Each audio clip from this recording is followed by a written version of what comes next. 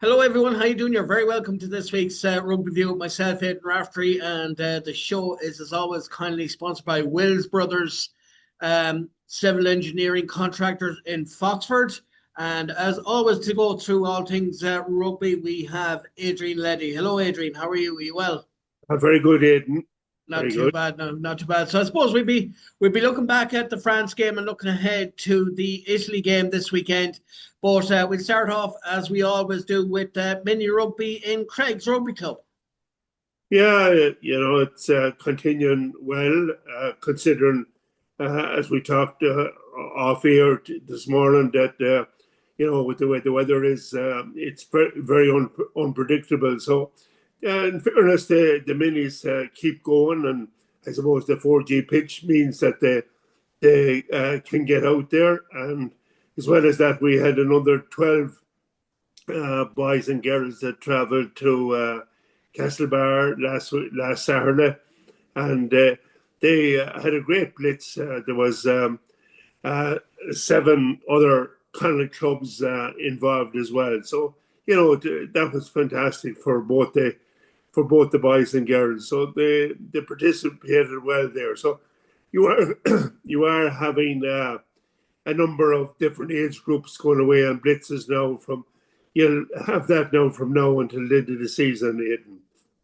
That's it. Aidan. And I suppose really it goes to show you, like with each blitz that they have, and I suppose the training as well, in the on a Saturday or Sunday morning, each blitz is essential to their development, and it's great to see how quick the development and I suppose the skills and how they develop and become more skillful as they go through their mini rugby experience. Oh yeah, and that you see, then they're into the youth situation, from 13, 14, and that up. And this bit of work that's done by the coaches at mini rugby level is great for them and a great experience, and in getting their skills level up in relation to ball handling, in relation to knowing their place on the pitch, and so on. So there's a it's a great introduction for the game, and sure as the main thing is that they all enjoy it, and talking to a lot of the parents there, that they say that their sons and daughters are really enjoying the various uh, Saturday morning blitzes and that there, and training in Craigs. That's great to see. And I suppose that brings us on then to the youth section from under 12 or under 11s up to under 18s, both boys and girls. Yeah, you move on from the mini rugby section and you started under 13. So at the under 13s, then you're playing a 15-a-side game. So it's a big difference from the smaller pitch and playing mini rugby. But that's where they get onto it, and fair play to the coaches in getting the transition from playing mini rugby into the 15-a-side game. So our under 13s had a big win over Buccaneers at the weekend. Like this, we have looked to have a good crop of young boys there at the present time. So they have been winning most of their games. So yeah, credit to them. Under 14s struggling a bit in the league this year. Um, they came a crop or two. Corinthians lost out to them, and our under 16s also lost out narrowly to Corinthians. Put up a great battle now against Corinthians, Corinthians being a senior side and having such a pick, and to just lose by a couple of points, 21-19. It was a great performance from the young lads. And then our under 18s. This was a wonderful game altogether. Like against Sligo. Sligo with the two good big schools there, of Sligo Grammar and Summerhill.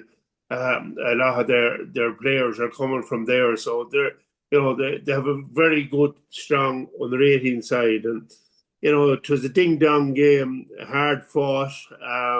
The scoreline changed a number of times, and scoreline ended up in the end 41-39, and it was just scores at the very end of the game that Sligo just pulled away from Craig's. And the Craig's lads thought they had the game. They scored a great try in that there about 5 minutes ago, but Sligo came back at them, and good to see it, and good to see it very much at that level, because that's the level that all the work that's gone in at mini rugby level and at youth level up to that we like to see the under 18 side doing well for the transition then onto senior rugby. And you'd be hoping always that you will get a good crop of players out of that, because with the work that's going on in the local schools and at youth and under 18 level, that's where the main body of players have come, say, to make up our first and second side. That's great. And I suppose that brings us on then to the women's team, who are doing very well this season. Yeah, they lost out against a very well-drilled Norwegian side in the semi-final of the league. But that's now behind them, and they have to concentrate on their cup campaign now. And they start their cup campaign this Sunday in the preliminary round against University of Galway. So it's this will be a good tester for them. They beat them in the league, so let's hope that they will do the same in Craig's on Sunday in the cup. It'd be nice to get a good run for the women in the cup. They have been, they have been playing above themselves, I would say, in having put a nearly new team together this year. And it's great. It's great for the club, great for the women, and if they win on Sunday, like, they'll progress to the next round, and let's hope that that would give them the confidence to go on further. That's it, and we'd like to wish all the underage mini rugby players, the underage players, both boys and girls, and of course the women's team, all the best as well. And that takes us on then, before we leave Craig's Rugby Club, on to the first and seconds. First continues their cup campaign. They were away to last weekend. We went down to Headford last Sunday to play Corrup. This was, I tell you, this was some game. It was some battle. Corrup really, their team played a number of divisions below Craig's, but they really put the fight up. It was their All Ireland, and they were not going to let Craig's away easy. And they all credit to them. They put up a good show and got some fantastic tries. And one wonders why Corrup is playing at a lower level than Craig's, because if you were to look at the two teams on the field, you wouldn't have thought that there was any difference, because Craig's got out of Headford by the pin of their collar by getting a number of good individual tries, and it was a good individual try by James Brandon, the captain, in the end that put the distance in the game, because it was dicey enough up until the very end that there was only one score in it, one 5-pointer in it, and we were sweating on the sideline until the final whistle went, and until James Brandon scored that particular try. It was anybody's game, but that's the way cup competitions go. You never know. There's some particular clubs that perform exceptionally well in the cup, and maybe their league form isn't great. So you never know what to expect in the cup with a one-off game. But anyway, we have drawn Corinthians seconds in the next round of the cup at home in Craig's. So that'll be a good game to look forward to. But this Sunday is back to the humdrum stuff of the league, and we're away with a refix against Ballinasloe. The game was previously called off due to waterlogged pitch. So hopefully Ballinasloe will be okay this weekend. So they play Ballinasloe on Sunday in the refix game in the league, and that will determine who they play or which team goes forward to play Ballina and Dunmore in the semi-finals of the league. So it's an important game, and it'll just determine where we lie. Both teams have qualified for the top four in the league and the playoffs. So it'll just determine which one plays Dunmore and Ballina. Ballina tops the league. So if Craigs win on Sunday, they'll end up playing Dunmore. That's it. So I suppose it's a big. There's some big matches coming up for both the first and seconds, and I suppose, I suppose in the coming this weekend, I suppose there'll be a combination, like you just said last week, there'll be a combination of sweat and mixed in with a bit of rain as well on the foreheads of supporters and players. But I suppose before we it's the business end of all the rugby now, and these are coming very fast on us now. They both with the league and the cup games that every weekend now there's going to be big games that even our second side they're still in the league. They will have to have a fixture there to determine their position in the league or against College away. That fixture is coming up early in March. They will have a fixture. Their second side is into the plate competition, and they have drawn Larray. That game was supposed to go ahead this weekend, but now it's put off until a later day, maybe the following weekend. So I'll keep you and our listeners posted on that next weekend.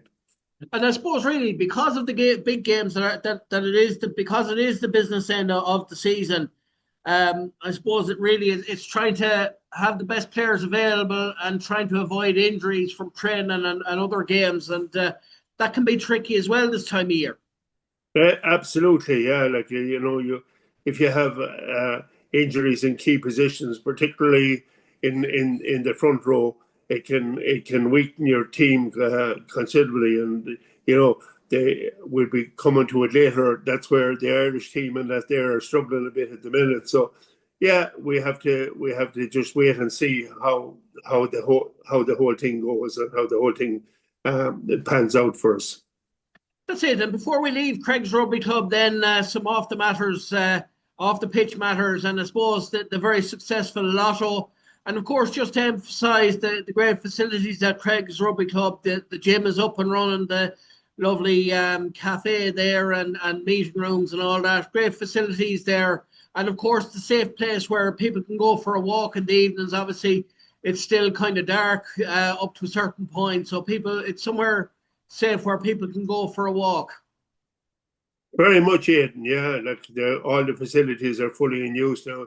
The gym is taking off big time, and there's all different classes. And as I said on this program before, it's great to have a world champion there out coaching people in Lisa O'Rourke, and the O'Rourke family are very much part of the rugby club for years. Lisa's father Kevin and their mother Anne are always there at games and on the sideline, and have encouraged a lot of young players and that there through the club. And now to see Lisa and that they're coaching us, and it's fantastic to have that facility there in the gym for all the public and that there to use. And that there's even there every Monday now. It's gone to every Monday, say at 11 o'clock, for anybody that's getting on in years that want to keep their limbs and all working, and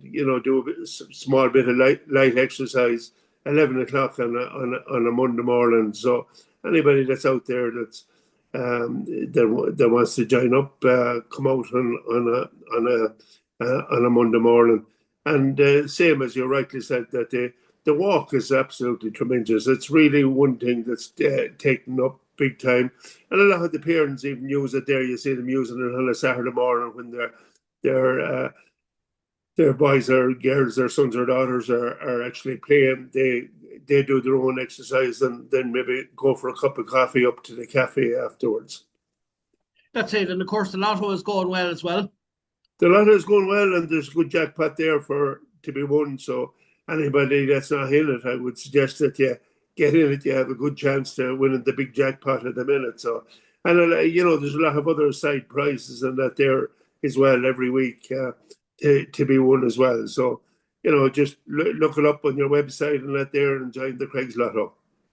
That's it. And that brings us on to the AIL League and both men's and women's teams from the west of Ireland. Yeah, they're you see, they're with the internationals on. They're some of the weekends they're on, some of the weekends they're off at the minute. So like that's with the men's AIL leagues, but they're continuing. There was a number of rounds in that there recently, and teams are going well. Mixed fortunes for our Connacht clubs, and again, some winning, some losing, but it's a case of holding our own, and hopefully that none of the teams, the 4 teams in Connacht, will be relegated this year. We'll see how the league will pan out and how the tables look maybe in a week or two when the internationals are down, that we'll be able to just see exactly where clubs are at in the tables, and we might have a good discussion on the AIL teams and the four teams that's in it from Connacht. And the women are involved too. A lot of them are playing on the combined Connacht and Munster team called the Clovers. That's a team that they're playing a number of games as well. So that's going on at the minute. And then once the men's internationals will be over, the women internationals will be on. So that will be, and one of the games will be held in the Rosfm Stadium as well. That's it, and that brings us on then to Connacht Rugby, and I know they have a big fixture coming up against Glasgow Warriors on the 28th. A match myself and my girlfriend are going to. We're looking forward to going to that. Our first game, going to the new Dexcom Stadium. Like I said there before Christmas, we were talking about it before Christmas. The facilities there are absolutely amazing. And what a great official opening it was to have it against for the Leinster match, and that'll be a good game as well. But I suppose with regards to last weekend and that week and the weekend before, I suppose the Six Nations is on as well at the moment. So there's probably not a whole pile of fixtures for Connacht Rugby at the moment. Yeah, well, they had the big game in Parma.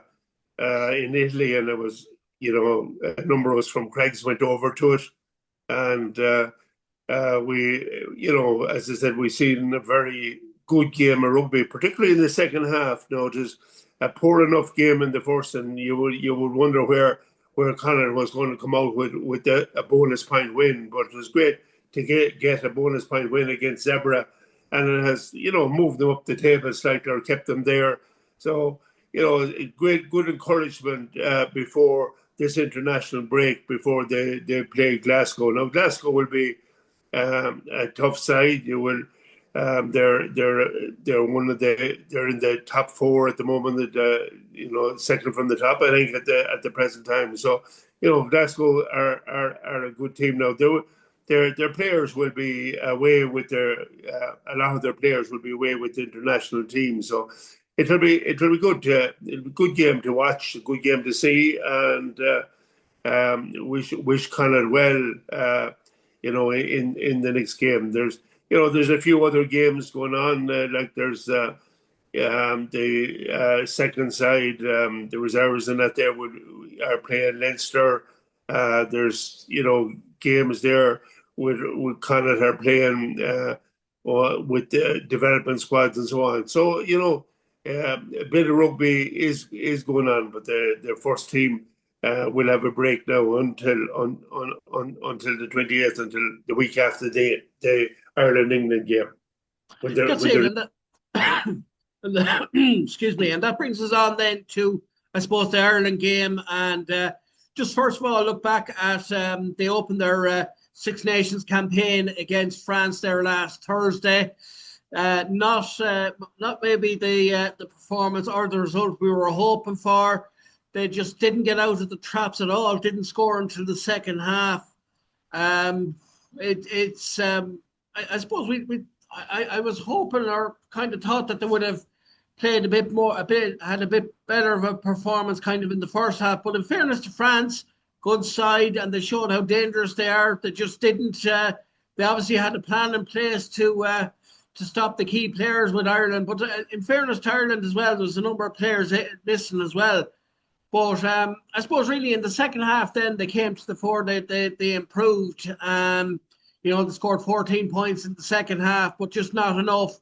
And a great try there near the end for France as well. This is a very well drilled and very talented and dangerous France team, and who kind of bet on them against them for the Six Nations, and maybe that's going to be they'll be one of the favourites for the Six Nations anyway, wouldn't they, Adrian? Yeah, I was over in Paris for it. It was a different occasion than normal. An international game for the first time being played on a Thursday. The reason for the Thursday game was the opening ceremony for the Winter Olympics. So that took precedence on the Friday. So the game went ahead on the Thursday. An 80,000 stadium, full. Atmosphere by the French was unreal leading into the game. Great attractions and that there. I went to the stadium early, and the pre-match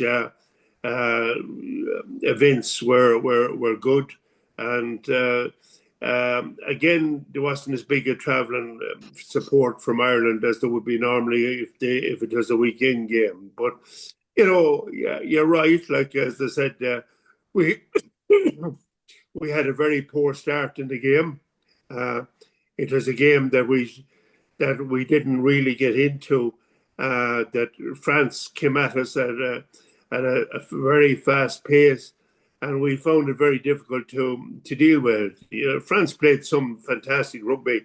Anybody watching it and that there, it was a great education for any young person to watch the movement of France, the movement of the ball, the quickness of hands, how quick they moved the ball from one side to the other. Just dominated the game. And as you said, that we got back into it in the second half. We closed them down a lot more, made it more difficult. We brought on our bench, which seemed to make a difference. Some of the players made a big difference. Some of them have made it onto the team for this weekend. So it's it's always difficult to go to Paris and to get a win in Paris. But what we did hope for, that the Irish side would put in a good performance. We probably expected that we wouldn't win the game, but we did expect a lot better performance than the Irish team did put in. But let's hope that they'll rebuild now and prepare for Italy. Italy is going to be no walkover. Italy has been improving over the last number of years. They have two good divisional sides, and that they're playing in Italy. And they defeated Scotland last weekend. And as I say, when you look at a lot of the players made up from the Glasgow team and Edinburgh team, two good teams, you would have Italy shows how they have improved. So it was in horrible conditions. Now the pitch, there was a lot of surface water on the pitch. Definitely by the end of the game, but we'll have to see on Saturday in the Aviva in Dublin. It's an afternoon kickoff. Hopefully conditions will be good and we'll get good open rugby. I would take it, Aidan, that we'll see a lot better performance from the Irish side. And Andy Farrell has made 6 changes coming into the team. He's brought in a number more young blood into the side. He has improved the forwards. He's made some, big changes there, and we'll just have to see how these players blend into the team, because we haven't the depth of talent that there is in France and in England. They will always be the 2 big teams, and we were punching well above our weight for the last number of years that we're able to beat France and able to beat England.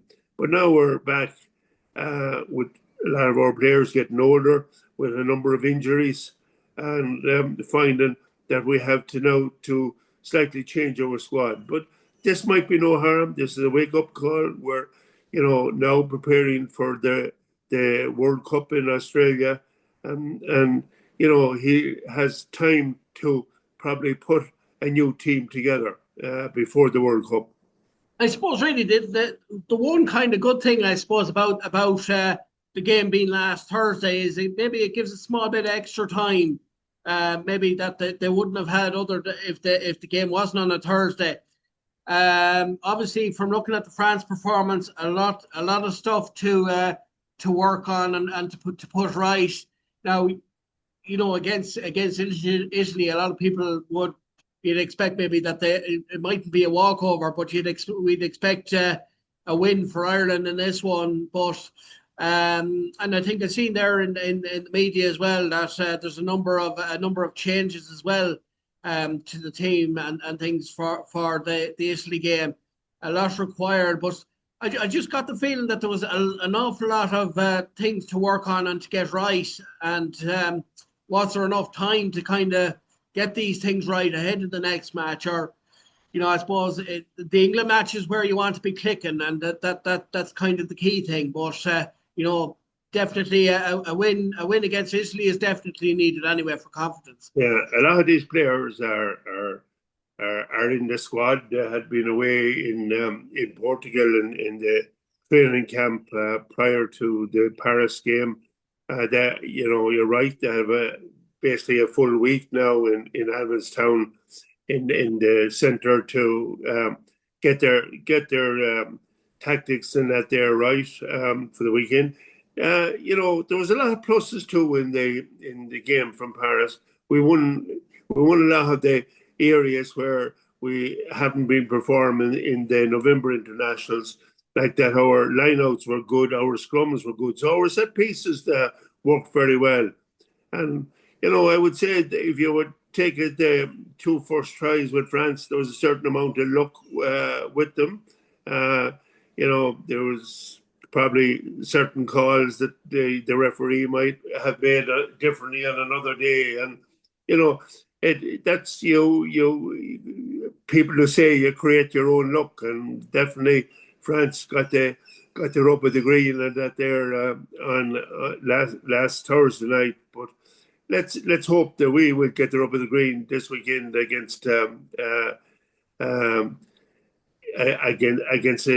in the Aviva. And it's wonderful that we have a woman referee for the first time, and that they're at a full international Six Nations. Holly Davison, and she's Scottish lady that has done exceptionally well, and I wish her well.